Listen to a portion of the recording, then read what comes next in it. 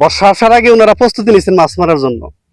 যার যার জায়গা পজিশন তারা কিন্তু নিজেদের মতো করে ঘিরে রাখছেন। সময় গেলে সাধন হবে না। একটা জিনিস দেখানোর জন্য একটা ভিডিও। আমার হাতে দেখতেছে একটা খুঁটি। এই মাছ মাঠে কোনো আবাদ বসত এখানে কিছু নাই, এখানে কিন্তু খুঁটি গাড়া হয়েছে। বলতে পারেন যে খুঁটিগুলা কি এর জন্য গাড়া হয়েছে। মূলত এই খুঁটিগুলা কিসের জন্য গাড়া হয়েছে জানেন? আচ্ছা, যদি বা জেনে থাকেন আমি একটু বলার চেষ্টা করতেছি। এই খুঁটিগুলার গাড়ার কারণ হচ্ছে যে এখান দিয়ে কিছুদিন পর এখানে বর্ষা পানি ঢুকবে। এখান থেকে বর্ষা পানি দিয়ে একদম সরবরাহ হয়ে যাবে, উড়ব হয়ে যাবে একদম।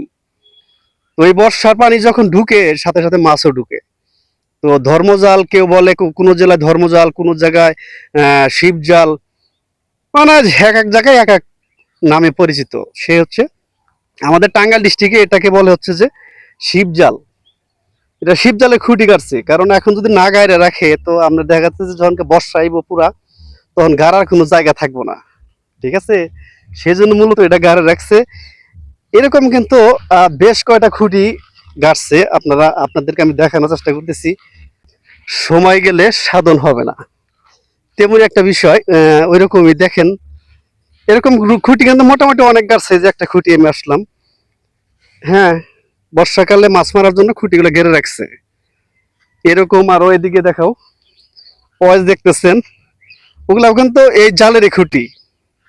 জালের খুঁটি ওদিকে আছে, মোটামুটি অনেক জায়গায় আছে। ঠিক আছে, যে বর্ষাকালে জায়গা পাবে না সেজন্য আগে থেকে খুঁটি ঘেরে রাখা।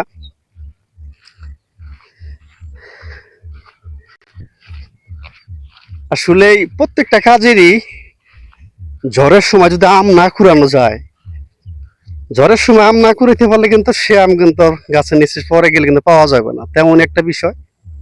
পানি আসবে তখন, পানি আসার আরো দেরি আছে, 1 মাস আগে কিন্তু খুঁটিগুলো গেড়ে রাখছে। সময় খুবই মূল্যবান। যে সময় চলে যায় ওই সময়টা আর কখনোই ফিরে পাবেন না, কখনো আসবেও না। জীবন থেকে একটা সেকেন্ড চলে গেল, সেই সেকেন্ডটাই আপনি হারাইলেন। একটা সেকেন্ড আপনার জন্য কমে গেল। কথা বলতেছি এখানে, সময় চলে যাচ্ছে। প্রত্যেকটা জিনিস আসলে যেটা আমাদের জীবন থেকে চলে যায়, হারিয়ে যায়, সেটাই সুন্দর থাকে। প্রকৃতির মাঝে ভিডিওটা আমি করলাম, মানে প্রকৃতির মাঝে সে ভিডিও করা আমার অনেক ভালো লাগে। বিকেল বেলায় মেঘলা আকাশ কত সুন্দর, আমার কাছে অনেক ভালো লাগে।